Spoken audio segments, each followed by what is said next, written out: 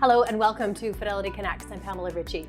The Bank of Canada's decision to leave interest rates at 2.75% tells Canadians the bank's eye is firmly on inflation at this stage. However, Governor Tiff Macklem made comments at the press conference showing a willingness to cut rates if the Canadian economy shows signs of distress later this year, helping us all to dig into the considerations being taken at the BoC at this critical juncture, and for his view on how to allocate and balance portfolios in a somewhat more international trade right now. We're very glad to be joined by Fidelity Portfolio Manager David Tulk. Welcome, David. Great to see you. It's great to be here. We're delighted to have you hours after this decision was announced. Not an awful lot of people, in terms of what was measured, thought there would be a move. What did you take away that the governor is most grappling with in that report? Yeah, I think the tone of the statement is really interesting. One of the themes that I think is probably a candidate for the word of the year is uncertainty, or some derivation of uncertainty. Because if you look at the bank's communique, they mentioned uncertainty or uncertain 4 times. And that's a little bit less than what they did in April, which I believe was 10 times. So maybe that's a sign of some clarity, but ultimately, it's really one that the bank is trying to navigate through. So we're still dealing with a steady drumbeat of tariff headlines. We're still trying to manage signs that the economy is slowing down. The bank was very clear in acknowledging that a lot of activity had been pulled forward into the first quarter of the year. So the second quarter was likely to be weak.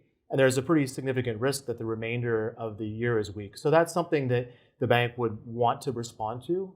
But in order for them to respond to that, as you mentioned, they really need to have confidence that inflation is coming down. And this is where the bank was a little bit less optimistic, is they had noted certainly that inflation was stronger than what they had predicted. And if firms continue to pass on the impact of tariffs to consumer prices, there's a risk that inflation expectations stay elevated and the inflation story doesn't go away. So the Bank of Canada doesn't have the ability really to cut interest rates further from here, because ultimately, in choosing between the rock and the hard place of slower growth or elevated inflation, it's really inflation that they need to be firmly focused on.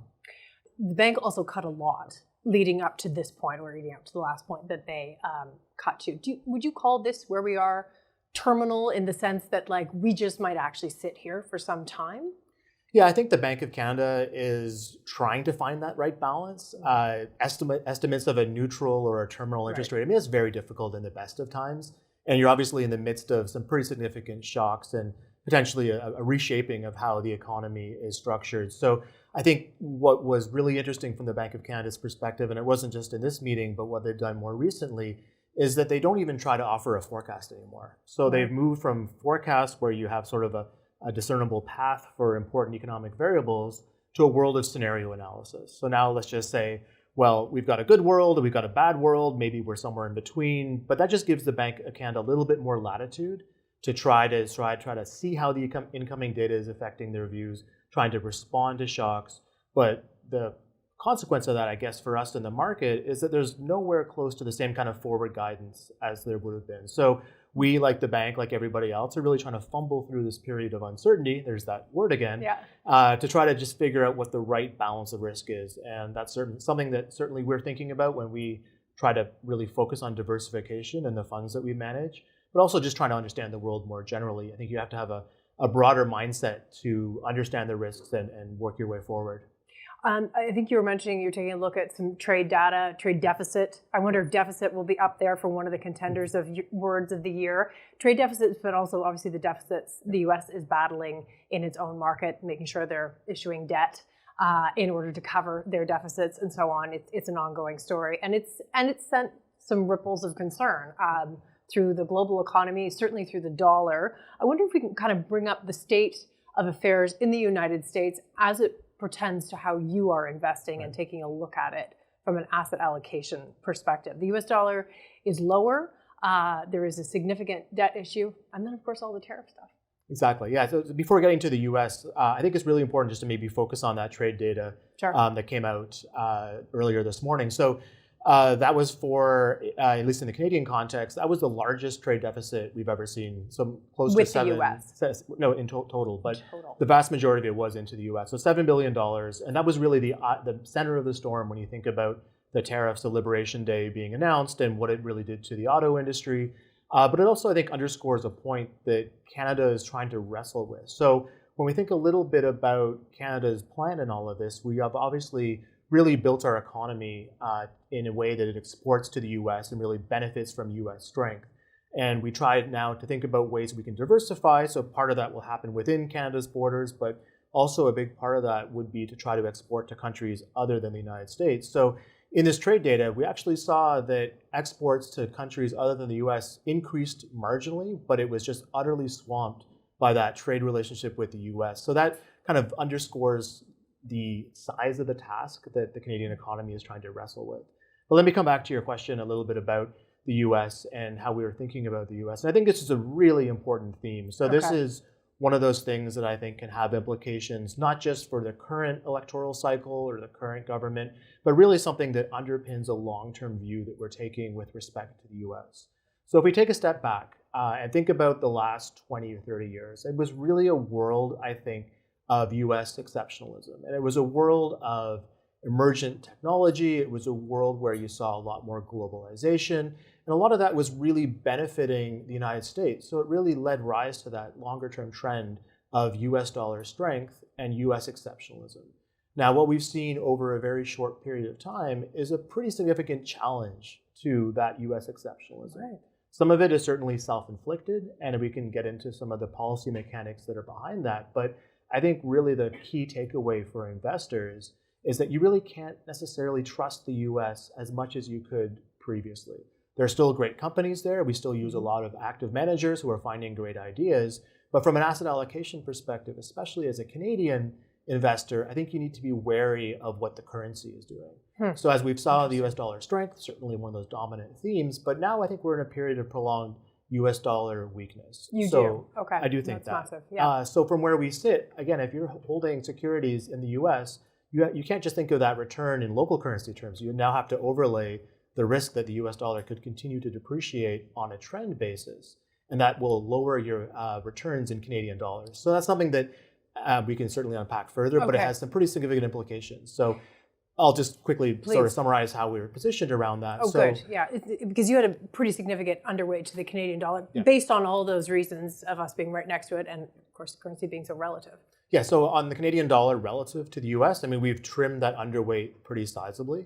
To give you a sense of our longer term views on the Canadian dollar, my colleague David Wolf has talked a lot about in the past of expecting perhaps a return to the lows that we saw of a 62-cent Canadian dollar versus the US. And just to give a sense of how significant this change has been, he no longer believes that.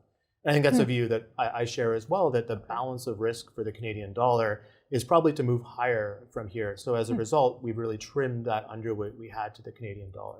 What we've also done is we've really tried to shed US assets more generally. So on the equity side of the portfolio, we started the year with an overweight to US equities. We're now underweight US equities with a preference for a more diversified basket of international equities. So that's really what we're doing. Does that include Canadian equities? So we're still a little bit underweight Canadian equities, but the direction of travel for us is, again, along the lines of what we've done with the currency, is to really trim the size of the underweight. So there still are some Canadian challenges that I'm happy to unpack, but given the wider trends that we've seen with the US and with some of these global forces, I think we need to be much more diversified in how we think about allocating to markets outside of North America. So there is all the reasons for the US dollar doing what it's doing. It's also, because of all those reasons, been a very expensive market. And the rest of the world has, on a relative basis, just been much cheaper.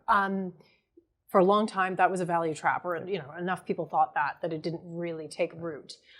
What's different now?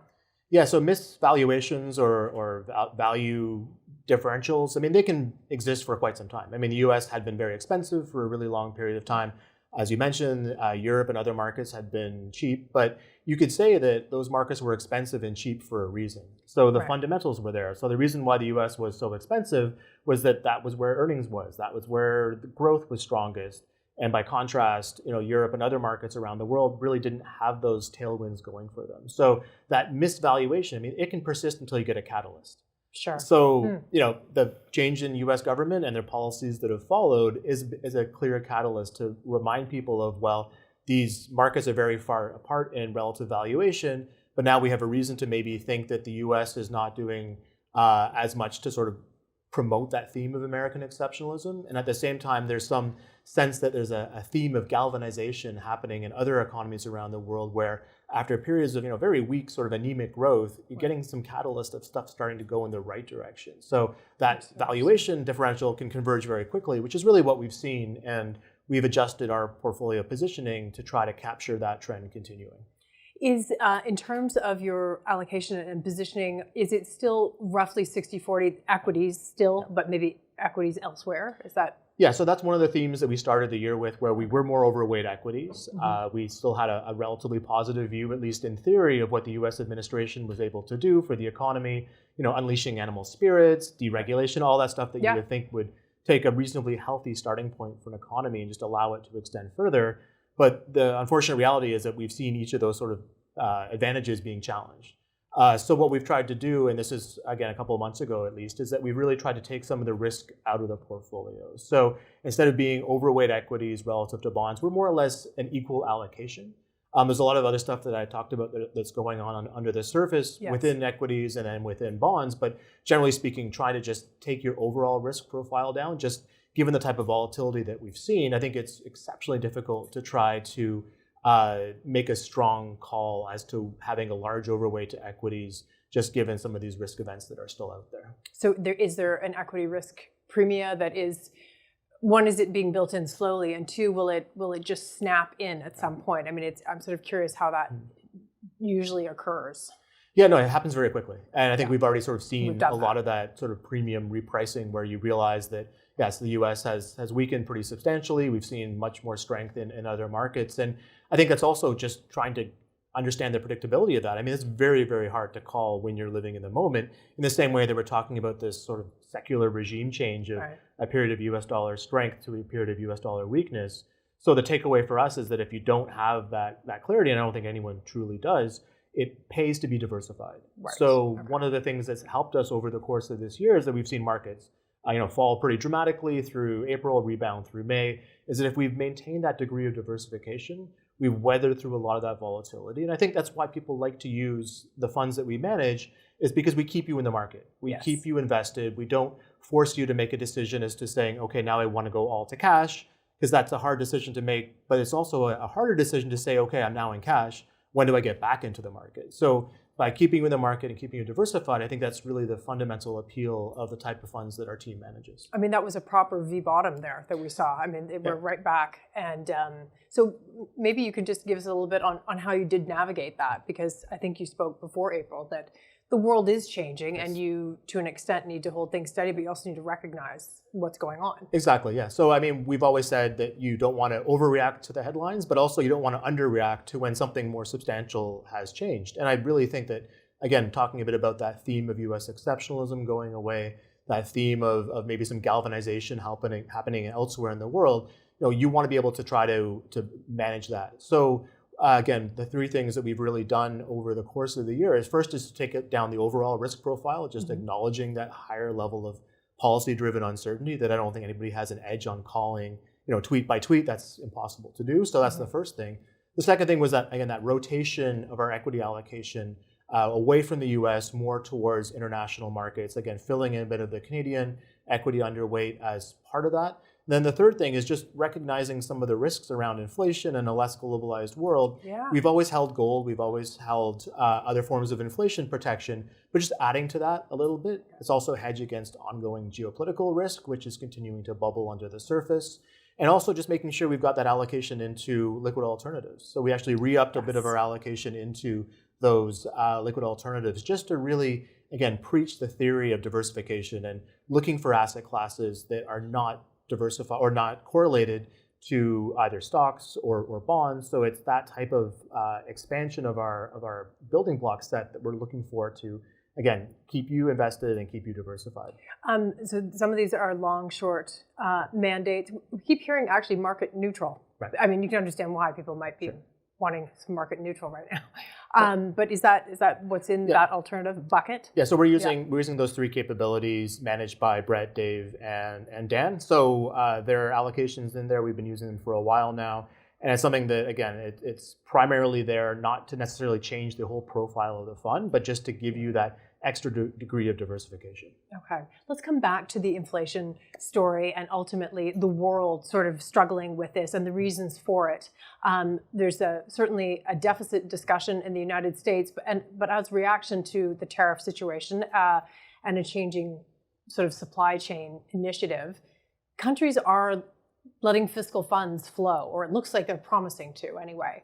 That's inflationary.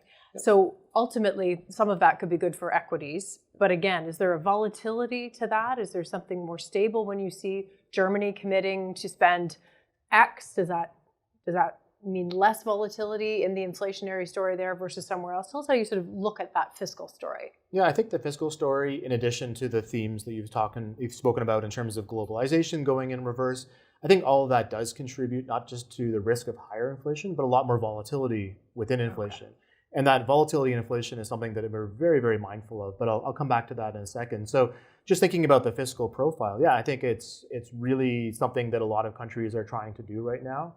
As to whether it will really prove to be inflationary is something that you have to do in the context of looking at the fiscal impulse with what's happening on the private side of the economy. Right. So that's the downside of tariffs, is especially if you're an exporting focused country, is that you're reducing demand for the private sector. And it might start in exporting and manufacturing, but that can quickly spill into other parts of your economy as well. So you can think to some degree that there is sort of two buckets for fiscal spending. There's that traditional counter-cyclical fiscal policy where you're trying to at least help mitigate some of the shocks that other parts of your economy are dealing with. And then there's maybe the more optimistic bucket that is focused on long-term investment, try to improve productivity. And that's something that, again, in Canada, we've talked about as being absolutely crucial to try to remedy that underlying sort of stress that we've had, is just that lack of productivity. So if there can be fiscal dollars pushed in that direction, I think that not only benefits the shorter term, but I think that's something that would really be beneficial over the longer term as well. For investors, ultimately, there isn't a lot of clarity yet for this country, but is that something you think private investors can lean into at some stage? Yeah, I think so. I mean, at least in terms of what we're getting from the current government, and they are still very much in early days with Mark Carney at the helm.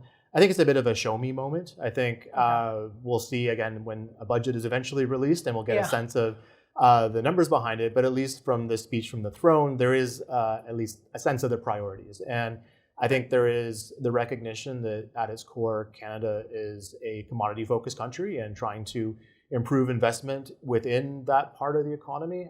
Again, we'll have to see what the details ultimately are, but I think there's that recognition that's positive, as well as just understanding what the underlying productivity challenges are and what can be done to try to remedy them. So it sounds good on paper, it always does, but I think the proof will be in that pudding if you want to think of it that way.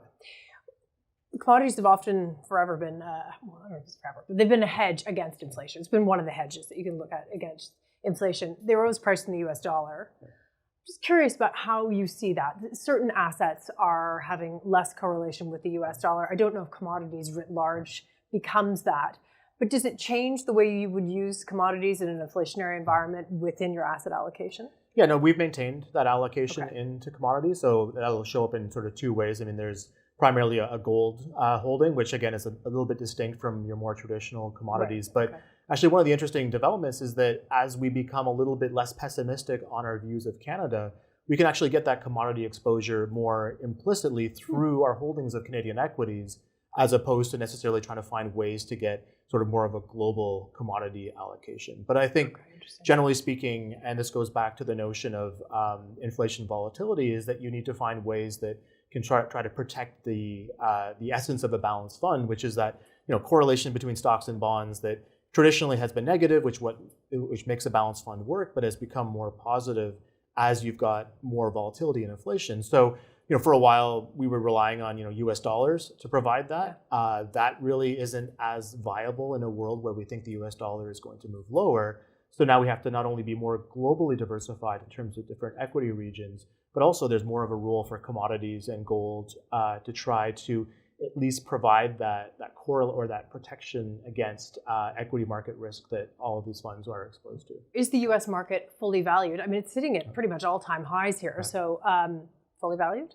I think it's still leans a little bit expensive, to be honest, especially if you're worried about some of these longer term efforts to try to weaken the US dollar. And again, that's more relevant, I think, from the perspective of a Canadian investor, where, as I mentioned earlier, you can't just think about it as a local currency return. You have to think of it as what is translated back into Canadian dollars. But it's really just that fundamental story, where the objective of this administration does seem to try and challenge that theme of U.S. exceptionals and try to build a more isolated, insular United States. And strangely enough, in a world where they're, I think, trying to demand a greater risk premium for investing in U.S. assets. So, this is part of the policy platforms that you may want to, increase withholding taxes. You may want to think about as well, sort of charging access to the treasury markets. That's very topical for us. Not necessarily my arena to look at the details, but we're certainly aware of that as a wider issue that just again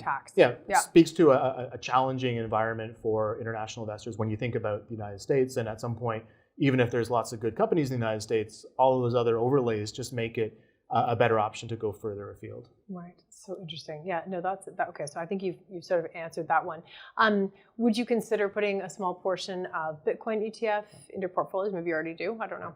Yeah, so we don't use them we don't use Bitcoin in our suite of funds. There is the lineup of the all-in-one ETFs that has Bitcoin as part of their strategic allocation. And I think the question for me as I think about Bitcoin or any asset class, the question I ask myself is, does this holding do something that I don't have a tool to otherwise do? So is it adding additional diversification? Is there anything element in that? And when you go through the Bitcoin story, I mean, if you look at it on a volatility adjusted basis, it still is very volatile and it can contribute to a lot of tracking errors. So in terms of the tools that me and the team have access to, I think we have a solid range of those tools to try to do what we want our funds to do.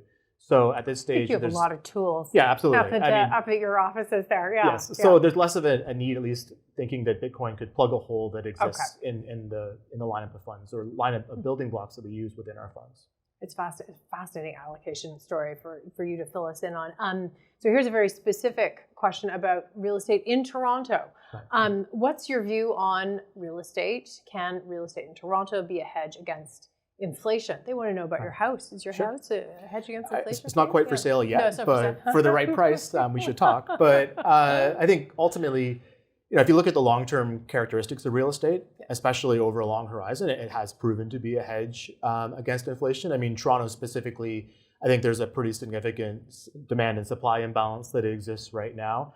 That balance is going to change pretty sharply because one thing that I've certainly noticed in recent years is a lot of the production supply of housing, a lot of construction has really stopped. So for the time being right now, building new homes. No one's building new condos, a lot of that, especially as a result of the higher interest rate environment, not a lot of projects are necessarily being financed. So the immense amount of supply that's kind of coming on the market now, that's going to diminish in the next, call it 5 to 10 years. So there's certainly, I think, downwards pressure on home prices that we've seen that could continue as that supply glut works its way through. And also, if you think about a world where demand has lessened, partly as immigration policies have evolved. So, this is a challenging period, I think, for real estate more generally. But as you look further into the future and really just extending that horizon, recognizing that at some point that supply starts to disappear, and that should hopefully set a stage for a better outlook for residential investment. And then also if interest rates, again, I don't think necessarily over the short term, they're likely to come down much further.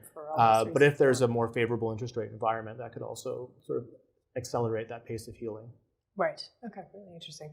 So inflation sort of muddies the overall trust that bonds will do exactly what they need to do versus the equity side of the portfolio. Let's go there a little bit because you've mentioned what else is in the 40 and you make sure there's some alternatives in there, for instance. But just take us to the correlation between equities and bonds, I think sort of at this minute in the world right now. People are concerned about it. Yeah, no, absolutely. And that concern is really justified because if you think of, again, what makes a balanced fund work is that you have your equities for your primary source of return and your bonds are supposed to play that role of insurance so that when equities fall, bonds tend to rally. But if that's, again, not happening because of that inflation volatility story, you need to be a little bit more creative in how you provide in that 40. So what we've done on the bond side of our portfolio, again, we're fairly neutral bonds relative to stocks, but within bonds, we're still underweight investment grade. I think some of the fiscal risks are prominent. So where we want to have instead is a selection of credit and spread sectors. So emerging market debt, some high yield, some convertibles, and that again is something that we access using active managers. So you're not just buying the index, instead you're using an active manager that is leveraging the research that we have available to us to do really strong security selection. And that's why we have confidence that those managers can do well in all economic environments, because they're choosing individual securities as opposed to getting sort of a broad passive exposure to that part of the market. So I think that's part of it in terms of the bond allocation. I mentioned the inflation protection, so holding TIPS and real return bonds does sort of double duty for us. I mean, you get a pretty good carry from that inflation profile, but you also have that, again, reinforcement of inflation as a risk in these funds being mitigated. And then again, just thinking a bit about, I guess, liquid alts in some sense. I mean, if you're looking at the market neutral, those are sort of a cash alternative. We think of it as that. So broadly including that in the 40 is something that we think can, again, give you a little bit more of an equity risk premium, and leverages security selection, but again, a little bit more active than you would get just through a passive cash holding.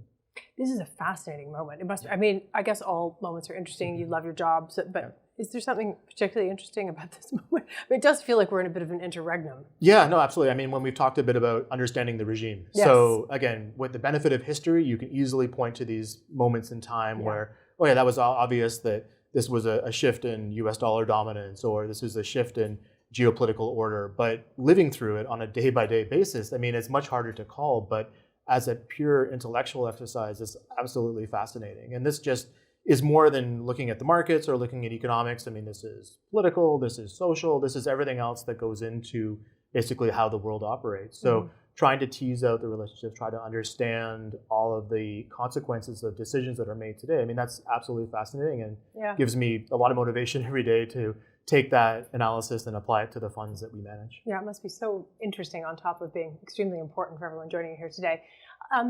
One question or discussion is, with the inflation, are part of the reason that there's inflation, there are a number of different reasons right now, but is money coming from fiscal, money coming from, there's money sloshing around, there is liquidity. Sure. This is a time where there is liquidity. It can cause inflation. Can it also cause, like, what sort of upside risk in the equity market, I guess, is the question right now? Could this be the melt up discussion that people get into? Yeah, I think, if you look at just the month of May, that was an example of that, where once valuation sort of fell to a low enough level, everybody piled in. And I think if you try to understand the flows that are driving a lot of the equity market movement that we've seen, a lot of it is retail.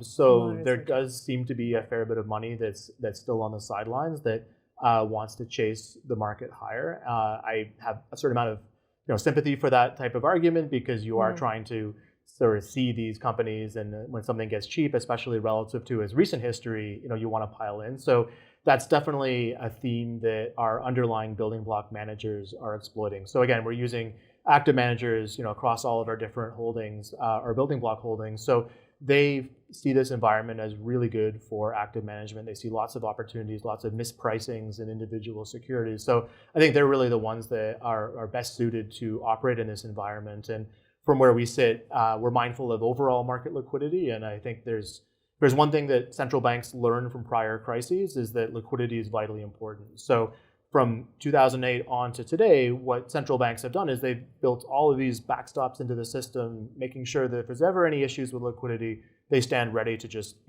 douse the market if they need to. And that's a nice safety net to have, I guess. For sure. It's good that we can operate in that, and that they do have somewhere to bring rates down too, ultimately. As a final thought, I wonder if I can just ask you to kind of sum up your positioning for us. Some of it's new, some of it we know, but just sort of a couple of underweights and overweights that people might want to take. No, absolutely. So stocks versus bonds, we're pretty much equal in terms of our allocation as the benchmark, relative to the benchmark.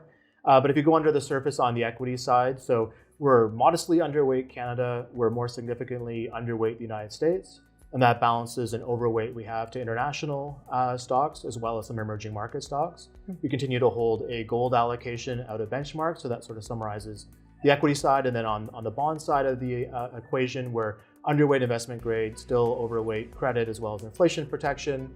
And then finally on the currency, we're much less underweight the Canadian dollar than we've been in the past, just recognizing that secular risk that faces the US dollar. It's great to catch up with you, David Tulk. Thank you for sharing your time. It's my pleasure. Thanks for listening to the Fidelity Connects podcast. Now, if you haven't done so already, please subscribe to Fidelity Connects on your podcast platform of choice. And if you like what you're hearing, leave a review or a 5-star rating. Fidelity mutual funds and ETFs are available by working with a financial advisor or through an online brokerage account. Visit fidelity.ca/howtobuy for more information. On fidelity.ca, you can also find more information on future live webcasts. And don't forget to follow Fidelity Canada on X. The views and opinions expressed on this podcast are those of the participants and do not necessarily reflect those of Fidelity Investments Canada ULC or its affiliates. This podcast is for informational purposes only and should not be construed as investment, tax, or legal advice. It is not an offer to sell or buy, or an endorsement, recommendation, or sponsorship of any entity or security cited. Read a fund's prospectus before investing. Funds are not guaranteed. Their values change frequently, and past performance may not be repeated. Fees, expenses, and commissions are all associated with fund investments. Thanks for tuning in. We'll see you next time.